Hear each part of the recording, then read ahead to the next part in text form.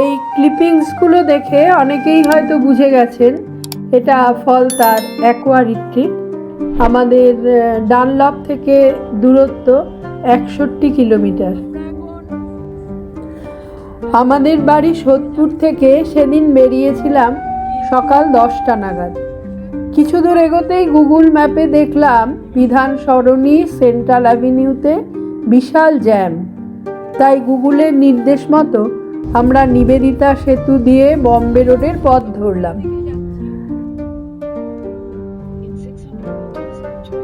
সাঁতরাগাছি, নবান্ন, দ্বিতীয় হুগলি সেতু পেরিয়ে আলিপুর চিড়িয়াখানার পাশ দিয়ে গিয়ে পড়লাম ডায়মন্ড হারবার রোডে। এই হচ্ছে জোকা মেট্রো স্টেশন। এখান থেকে একটু গেলেই স্বামীনারায়ণ টেম্পল, আর একটু এগিয়েই। বেহালার দিকে তেমন কিছু জ্যাম পেলাম না। জোকা পৈলান পেরিয়ে আমতলার কাছে আবার পেলাম প্রচণ্ড জ্যাম। আমরা তো নর্থ কলকাতা থেকে এসেছি, যারা সাউথ কলকাতা থেকে আসবেন তারা যাদবপুর থেকে prince Ghulam Mohammad Shah road, golf club road, মহানায়ক উত্তম কুমার সরণি, Karunamoyee Ghat road, Motilal Gupta road, James Long সরণি, জেনেক্স ভ্যালির পাশ দিয়ে জৌকায় পৌঁছবেন। তারপর এই আমতলা হয়ে আসবেন। সাউথ কলকাতা অর্থাৎ আমি যাদবপুর থেকে বলছিলাম, যে সেখান থেকে অ্যাকোয়া রিট্রিটের দূরত্ব 47 কিলোমিটার, আর সময় লাগবে এই 2 ঘন্টার মতো। আমতলার পর থেকে রাস্তা একেবারেই ফাঁকা পেয়েছি। বেলা বেড়ে যাওয়ায় রাস্তার দুপাশের দোকানপাট বন্ধ ছিল, লোকজনেরও যাতায়াত ছিল অনেক কম। ফলতা দিঘির পাড় রোড বা ফলতা রোড ধরে চলে এলাম ফলতা পুলিশ স্টেশনের কাছে। রাইট, এই যে পুলিশ স্টেশন, এটা ফলতা পুলিশ স্টেশন। এখান থেকে অ্যাকোয়া রিট্রিট 1 কিলোমিটারের মতো, আর এই রাস্তাটা দিয়ে এখনো 900 মিটার যেতে হবে। এইবারে আমরা বাদিকে যাব। হ্যাঁ, বাদিক।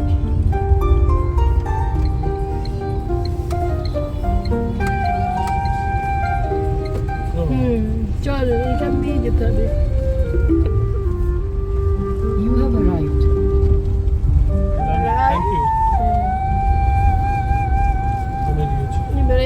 দরজাটা খুলে দেবে। অবশেষে আমরা পৌঁছলাম অ্যাকোয়া রিট্রিটে।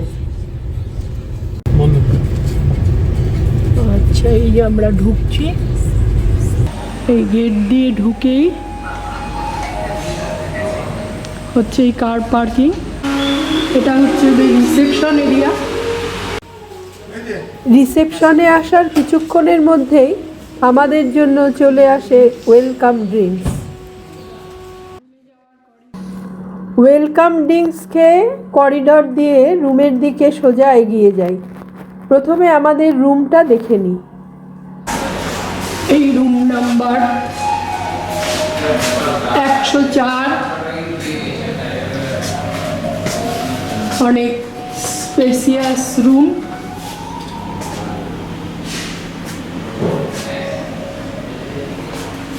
একটা বড় কিং সাইজের বেড রয়েছে এবং দুদিকে দুটো ছোট টেবিল।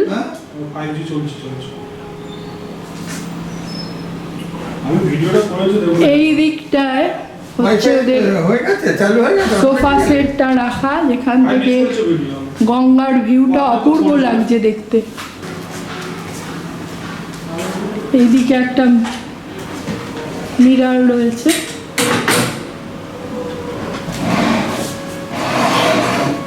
এটা টেবিল, এখানে টি কফি মেকার সব রয়েছে।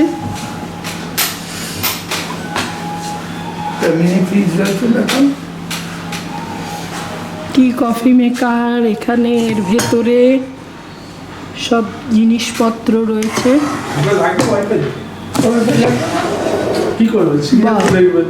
এখানে এসেও সিরিয়াল দেখবেন? সিরিয়াল দেখবো না, গান বাহ। টিভি আছে? জিএসটি সমেত এই রুমটার ভাড়া পড়েছে 4,774 টাকা। এর সঙ্গে ব্রেকফাস্ট কমপ্লিমেন্টারি। আর এখানে ওয়াইফাই এর কানেক্টিভিটিও খুব ভালো। আর দাঁড়ান দেখি টিভিতে কি আছে। রুমটা আর এই দিকে একটা ও সরি, শুনুন। বড় আলমারি রয়েছে। রিমোট দিত। আর এইটা হচ্ছে ওদের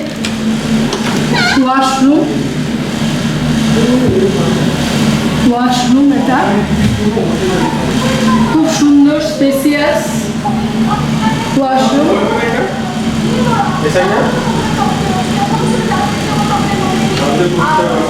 খুব সুন্দর। এবং দেখি এখানে এই বেসিন, টয়লেটরিজও রয়েছে।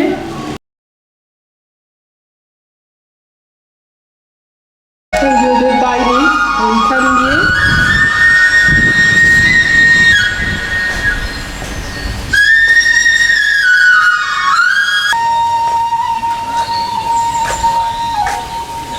এই পুরো চারপাশটা এরকম সুন্দর।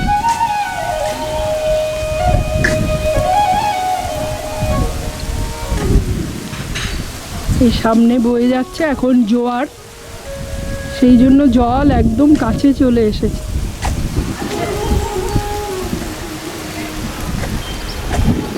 বাহ, কি সুন্দর লাগছে জায়গাটা।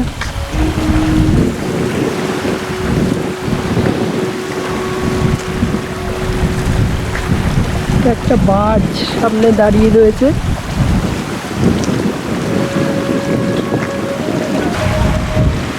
একটা জেলেদের নৌকো।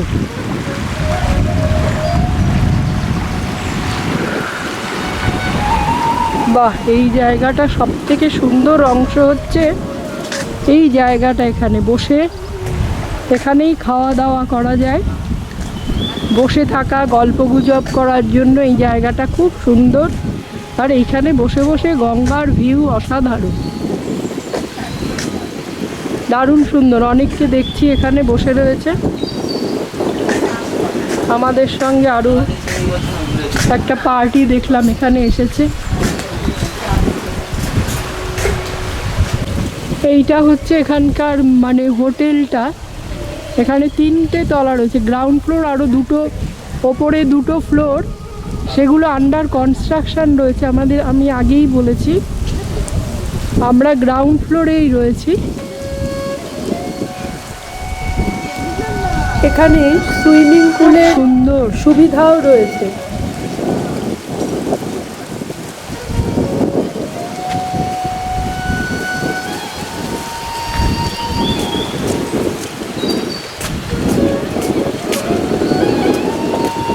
আমাদের সঙ্গে আরও একটা পার্টি এসছে যারা এখানে এখন লাঞ্চ করছে। আমরা একটু পরে লাঞ্চ করব। লাঞ্চ আমরা এখানে বসেই সারলাম। দুপুরে মেনুতে ছিল ভাত, মুগ ডাল, ঝিরিঝিরি আলু ভাজা, সর্ষে পাবদা, চাটনি, পাঁপড়, টক দই।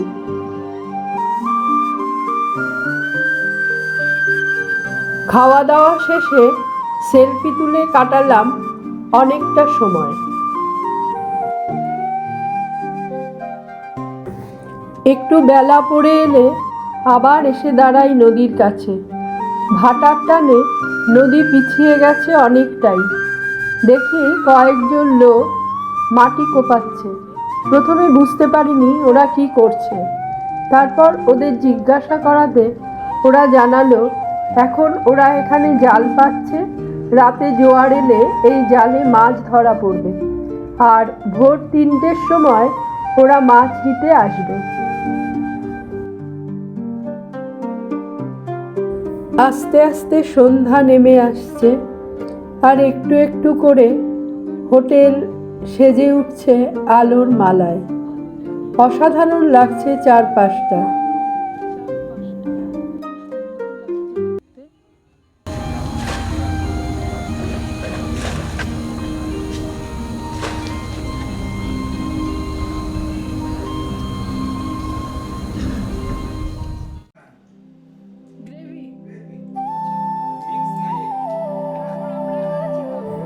সেদিন বিকেলে চা, চিকেন পকোড়া আর রাতে chicken gravy noodles, garlic chicken gravy দিয়ে খাওয়া দারুণ জমেছিল।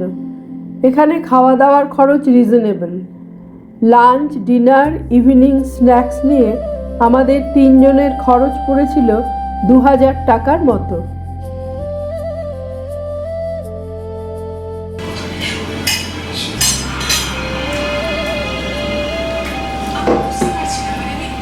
এটা আমাদের ব্রেকফাস্ট আজকে সকালে। ফ্রুট জুস, পুরি সবজি, বেশ পাতলা করে সবজিটা দেখছি, সন্দেশ রয়েছে, নানা রকম ফ্রুটস দিয়েছে ওরা। এছাড়াও অনেক ওদের ব্রেকফাস্টে অপশন রয়েছে, কিন্তু আমরা এটাই ওদের বলেছি যে এটা কমপ্লিমেন্টারি, রুম রেন্টের সঙ্গে ইনক্লুড রয়েছে এটা।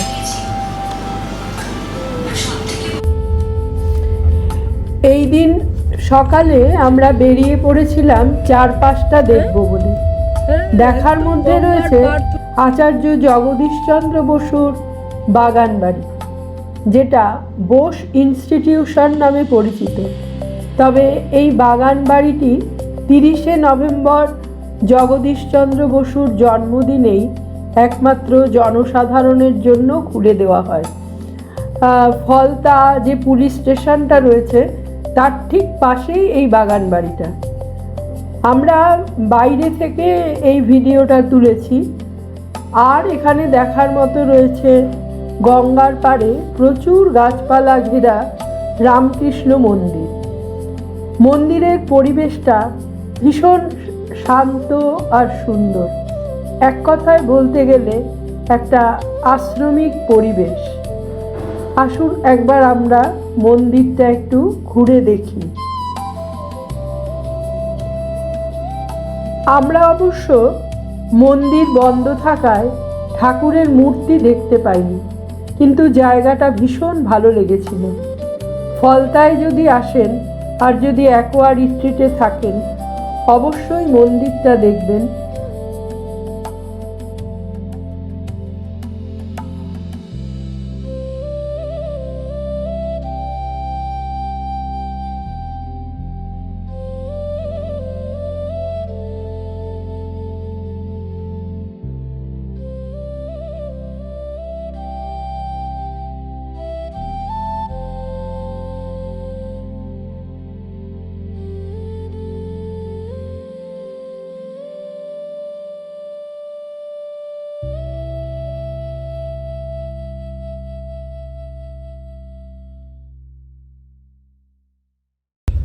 আর নদীর পাড় ধরে ঘুরে বেড়াবেন, কারণ এখানে গঙ্গা বিস্তীর্ণ এলাকা জুড়ে।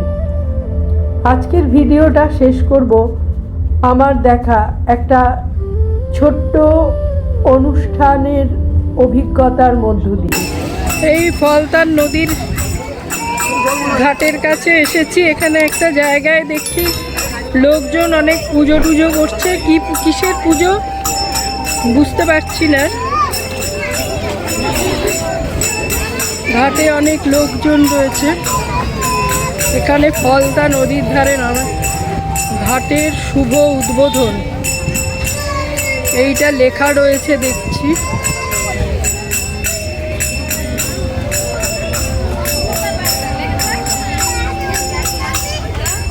এখানে হয়তো একটা ঘাট তৈরি করে দিয়েছে। এটা ঘাটটা আগে ছিল না।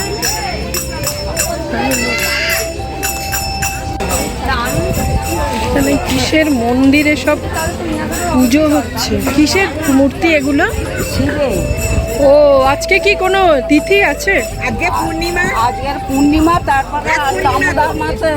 হ্যাঁ, রাস পূর্ণিমা, দামোদর ও রাস পূর্ণিমা। শেষ হলো। আচ্ছা, এই জন্য এখানে পুজো হচ্ছে আর কি। আচ্ছা, এখানে সবাই পুজো দিকে করছে। পূর্ণিমা রয়েছে, রাস পূর্ণিমা বলতে। অনেকে পুজো করছে এখানে। আজকে রাস পূর্ণিমা।